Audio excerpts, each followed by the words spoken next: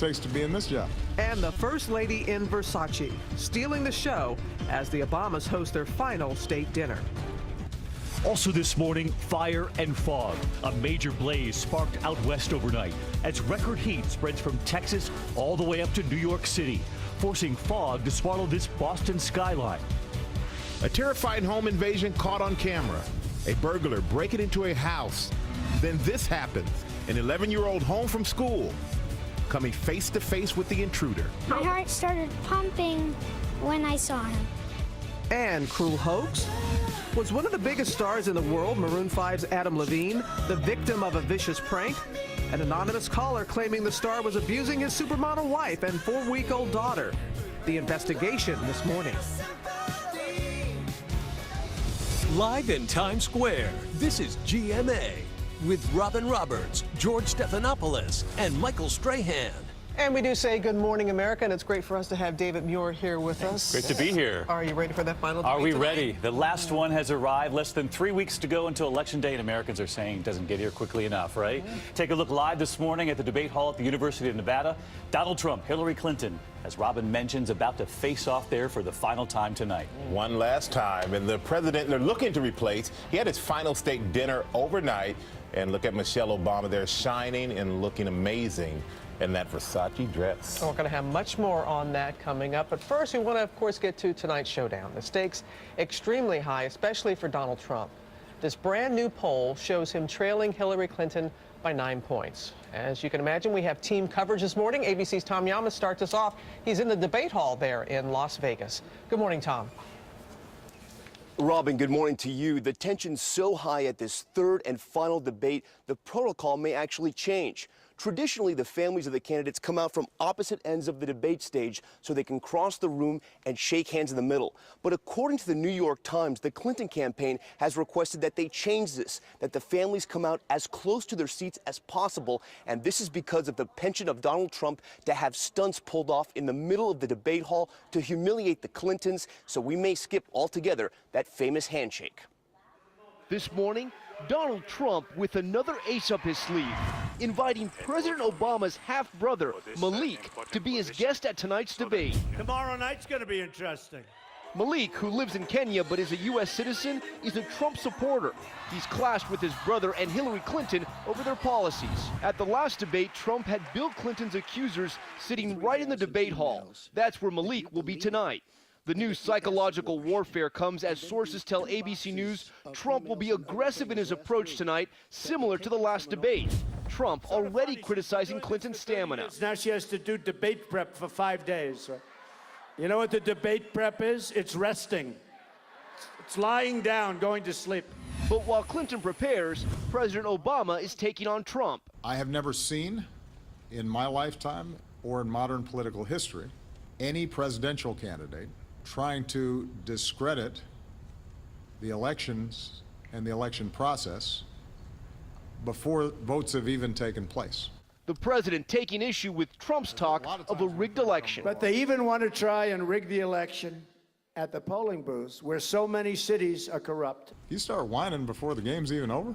Whenever things are going badly for you and you lose, you start blaming somebody else. Then you don't have what it takes to be in this job.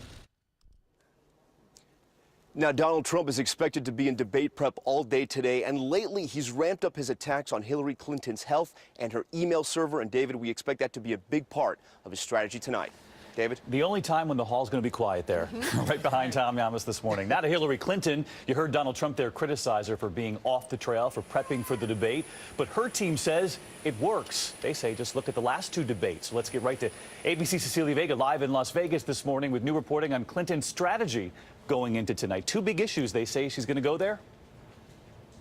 Yeah, David, they sure do. Two issues that have been in the headlines. Here they are, his claims of a rigged election, and of course those women who have come forward to accuse Donald Trump of sexual misconduct. She has yet to actually take him on directly on those two fronts, and we expect her to do so for the very first time in here tonight. Also, we're told she's been preparing to answer questions about those hacked WikiLeaks emails. We expect her strategy, though, to be to turn it to Russia, which of course is behind the hacks. We also know she is planning on a big head game in this hall tonight. She is bringing two guests of her own, reality TV star, billionaire, Donald Trump nemesis Mark Cuban, and Meg Whitman, Hewlett-Packard CEO, who, David, is a big-time Republican supporter of Hillary Clinton's. Both of them will be in this hall tonight. But, Cecilia, back to that argument from Trump. He's turning this back to stamina, these several days of debate prep for Hillary Clinton. But she's had an answer for that before, saying, "You're right, I did prepare." She seems to think that this really works for her. Yes, she says preparation is key to her performance on that stage. Not just that, her aides say it has paid off in the polls post-debate that she's seen a bump. But take a look, David. We crunched the numbers. Donald Trump has held more than twice as many campaign events than Hillary Clinton in the last few months, 81 to her 32. We expect him to surely bring up this issue of stamina on the stage in here tonight. All right, Cecilia, we'll see you in prime time. Thank you. Okay, there. David, tonight's debate, of course, is the last big chance for these candidates to shape this race. So let's bring in ABC's John Carl, who is also there in Las Vegas with a look at the latest polls heading into this showdown. Now, before we get into the polls, let's talk about something else here, because WikiLeaks emails expected to be a hot topic in tonight's debate. And you are learning that there's a warning to Trump from a top Republican about this? Yeah, this is significant, Robin.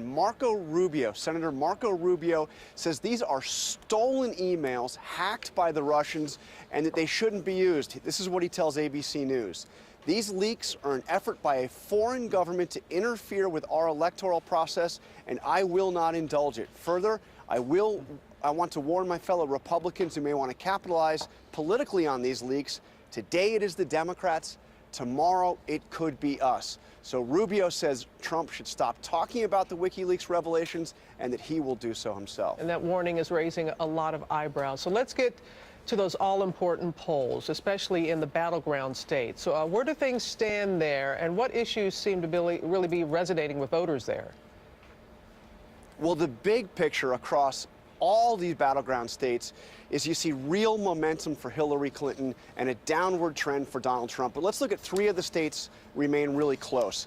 The first is Ohio. This is probably the best battleground state for Donald Trump, up 48-44. The big animating issues here are trade and the economy. That's where Trump has the advantage. Of course, he wants to rip up some of those trade deals, tougher negotiations. That message is resonating in Ohio. In Florida, you see the mirror image. You see Hillary Clinton on the rise. And in Florida, what we're seeing in the polls is that experience and foreign policy are the top issues, and that voters are giving Hillary Clinton an advantage there. And then finally, right here in the state of Nevada, this is very much a battleground state, a tight state. If you look at this 46-44 in the latest poll, that's within the margin of error, slight lead for Hillary Clinton. The animating issue here is immigration. Of course, Donald Trump wants to build that wall. Hillary Clinton has the opposite position here.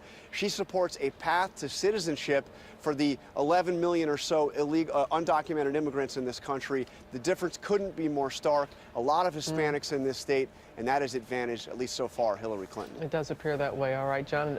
Busy day ahead for you and night as well. David? Meantime, we've got our powerhouse political team right here with us on the desk, Martha and Matt Dowd. Huge stakes for both Donald Trump and Hillary Clinton tonight. But first, Donald Trump, Matt. We saw the stunt right before the last debate. He was there with women who have accused Bill Clinton in the past. Moments before the debate, they were all sitting there during that presser. Now we hear he's bringing President Obama's half-brother. The question is, does this work, and what does Donald Trump really have to achieve tonight? First, don't you guys feel biblical with Martha and Matthew and David? It's a very biblical table here today. Yeah, very good, Dave. No, they don't work. I mean, there's something for us in the press and people to talk about and say, oh, isn't that interesting? It doesn't work for Hillary Clinton. It doesn't work for Donald Trump. I mean, it's a perfect place to do it is Las Vegas to have a stunt. Now, if they showed up with Celine Dion in the course of this, it might have some impact on it. But these stunts don't matter. What is going to be Trump's strategy, and what do you make of Rubio suggesting that he stays away from WikiLeaks? Well, I actually think I totally agree with Marco Rubio in this. It's stolen information, private information, and Republicans are in a hypocritical place when they use it because it undermines our democracy, and he's right, it undermines our electoral process. I think Donald Trump has to win, and he has to win big tonight. He's behind, as we've seen in the polls, in all the key states and nationally in this. He has to change the dynamic of this race, and the only place he can do it from now until Election Day is tonight. How aggressive do you expect Hillary Clinton to be? I expect expect her to be assertive, but not aggressive. And we were talking, Robin, before, is the worst thing that she can do is go into a prevent defense, because as we all know, when you go into a prevent defense, you start giving up points. You have to play to win, not play not to lose. Now, David and Martha, I was just going to say that, really. You just stole my sports thing. Well, Martha, you and David, you both have moderated debates. Oh, yeah. So so much of it made about the body language. They didn't shake hands when they came out before. Donald Trump following Hillary Clinton around the stage. So what do you think we can expect today? Well, I think we have no idea. When I sat there for the last debate and watched them come out and they didn't shake hands, Michael, I thought, oh boy, we're in trouble. Because all that matters, and that's the optics of all this. And people look at that, and very from the get-go, when they just looked at each other and they did not shake hands, that was something. The body language, I mean, you could just feel it in that debate hall. I'm looking at these debate hall pictures and just sort of having memories of being, terrified and on spot there.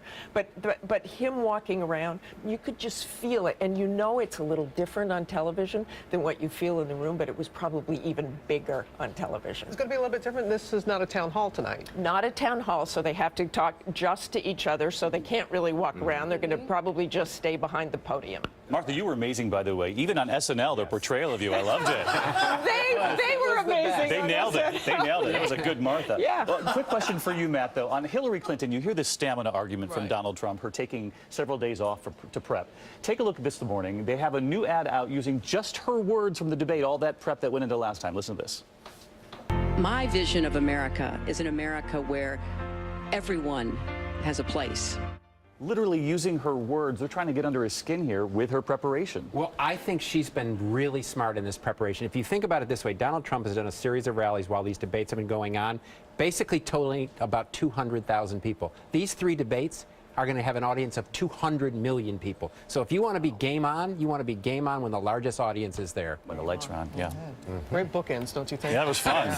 You're going to be busy. Bookends. And the final presidential debate, as you know, is tonight. You can see it right here on ABC. David will be joining George, who's anchoring our live coverage with our entire political team starting at 9 p.m. Eastern Time.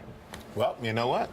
Heat of the debate. Now there's heat here in Times Square, and so millions of people on the East Coast are feeling that heat. And Ginger, you have some incredible images of fog that's been rolling in. Right, as so many of us were baking in the 80s, even in southern New England. Look what it looked like downtown Boston. They struggled to get out of the 60s thanks to that onshore wind. I was stalking WCVB's page and saw this, and so we put a time lapse there just to showcase how that can change so quickly. So many of us could break or see a record again. You did it yesterday from Texas all the way up through New England. Montgomery, Alabama went to 92. Newark, New Jersey, 85. So this is not just reserved as far as records go to right here. Check this out. The ridge stays in place. We could see records break again from Atlanta to Washington, D.C., but it doesn't last long. There it goes, and back to reality, even below average for some by the time we get into the weekend, guys. All right, Ginger, thanks so much. We'll see you just a moment from now. In the meantime, to the other news this morning, a frightening scene at a San Francisco high school. 4 students shot as classes were letting out, and Adrian Bankert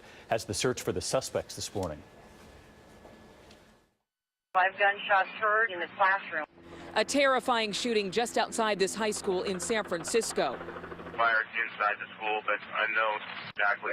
Gunshots erupting just as school let out Tuesday. 4 students shot in the parking lot.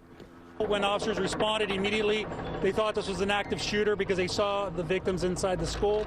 Panicked students running in the chaos, many going back into the school for safety. Everybody pushed our desks and we went under to make sure we were safe. I saw people running through the hallway. I thought it was a joke. The campus on lockdown. This morning, a 15-year-old female student remains in critical condition. I can tell you that this was not just a random shooting, and that the suspects didn't come here just to randomly shoot at any of the students. Police now searching for 4 male suspects who they believe came to the school to target one of the victims.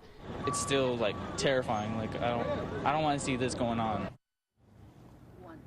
And David, one of the students not initially treated here at the scene later walked to a police station. We know that he and 2 other victims have since been released from the hospital, and that when classes resume this morning, there will be additional staff on hand for those students. David? Just a horrific scene there, Adrian. Our thanks to you. Let's get right over to Amy Robach now with the other overnight developments. Amy. All right, David. After a 2-day manhunt, police say the suspect caught on camera walking toward a police sergeant's patrol car in Alaska before opening fire is now in custody. Sergeant Alan Brown Fred, who was shot 5 times. He is recovering this morning. Police say the suspect has a criminal past and previously threatened police officers.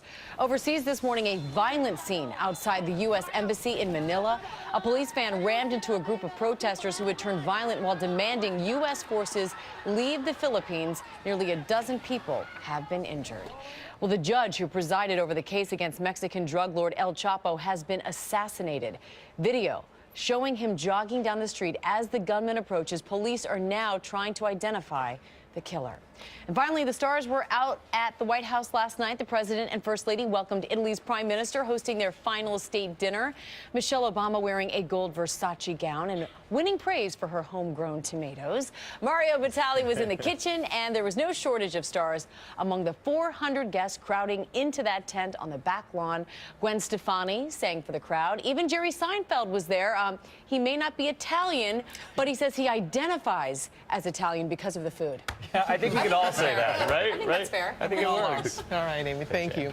Now to a dramatic home invasion caught on camera. An 11-year-old boy opening his front door, coming face to face with a stranger. ABC's Gio Benitez is here with the story and what officers say that young boy did right. Right, Gio? Oh, yeah, Robin. Can you imagine? Police tell me the boy was cool, calm, and collected, even when they spoke with him right after that incident. He never tried to fight the intruder. He just got away as quickly as he could and found help. You're watching surveillance video from inside a New Jersey home. Police say this man is an intruder casing the house, his face crystal clear. But when he's out of frame, someone else walks in. A young 11-year-old boy home from school, still carrying his backpack. He has no idea a stranger is in the house, but he keeps going back to the door as if he senses something isn't right. Then suddenly, he makes eye contact with the man. My heart started pumping when I saw him. Watch as he makes a run for it. Basically, then I immediately run out of the house. I see that my neighbor is driving by in her car, so I stop her, ask her for her help. Caller is an 11-year-old male. He saw a male with dark clothes. The man comes back into view and leaves the way he got in, through the back, allegedly stealing the 11-year-old's cell phone. As for that young boy, well, he's giving us all a lesson. Absolutely, he did the right thing. He went and sought help, went to a neighbor, they summoned 911. I got to give him credit, thumbs up, did everything correct. That thumbs up. And this morning, the suspect is behind bars. He has not entered a plea, but police tell me he said he was sorry for making the boy go through all of that. Yeah, but at least he got out of there and did the right thing. He did. Right. I like that, Jim. What you got going on there, you know, it's early sometimes and you forget. Your family here will never let you get away with anything. That's true. Hey, Ginger, what's going on out west with those fires? First the glasses, Gio, real quick, and then the stubble. Right. For the fires, Robin. So this brush fire burst out quickly, and this will happen the next 24 to 48 hours because a big Santa Ana event happening in Southern California. They say they have the upper hand on this fire, but I wanted to quickly show you the wind advisories, red flag warnings that extend all the way through the mountains outside San Diego. Some of the numbers are up into the 90s to close to 100. Your local weather in 30 seconds. First, though, the warm cities, brought to you by Silk. Yo, watch it. Let me hit you with a hook, yeah.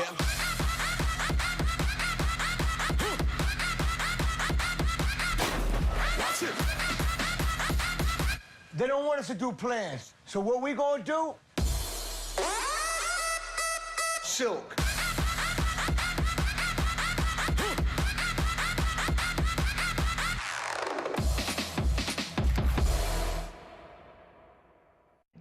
Well, it's another 80-degree day for us, and there will be some clouds moving in, but probably not until late. So still, it's sunglasses out the door and short sleeves as well, with those temperatures topping out once again in the low 80s across the area. We stay dry through that 5 o'clock hour, but after that late, at around maybe 8, 9 o'clock or so, there could be a few showers north and west of D.C. Better chance of rain comes late Thursday and throughout the day on Friday, maybe even some storms. A cooler and breezy weekend.